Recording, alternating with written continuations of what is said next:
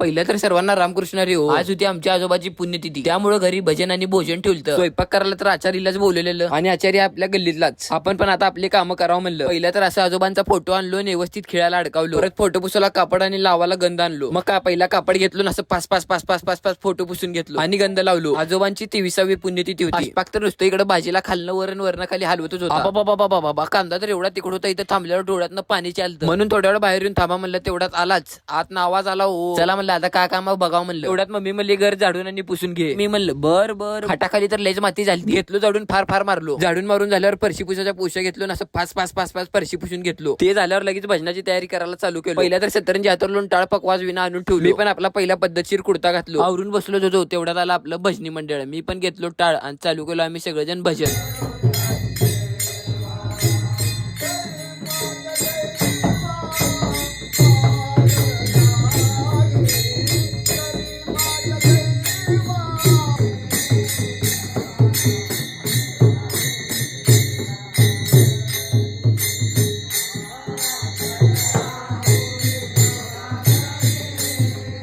पकवाज वाजवायला पेटी मास्तर आणि दाद्या बसले होते. बघता बघता पूर्ण घर भरलं. 12 वाजले होते आणि फुलं टाकायची वेळ झाली. असं ताटातनं फुलं घेतलो आणि आजोबांच्या फोटोला अर्पण केलो. गुलाल पडल्यावर लगेच आपला भाऊ आरती केला. आरती झाल्यावर तर पहिल्या भजनी मंडळाला जेवायला बसवला. पहिला तर आम्ही वाढला, मग शेवटच्या पंक्तीला असं हातानेच घेऊन आम्ही 14 जेवायला बसलो. पद्धतशीर जेवून बाहेर आलो. झालं आपलं सकाळचं भजन आणि भोजन. दुसऱ्या पार्ट्यामध्ये तुम्हाला संध्याकाळचं भजन आणि भोजन दाखवतो. तोपर्यंत लाईक फॉलो तेवढं नक्की करा.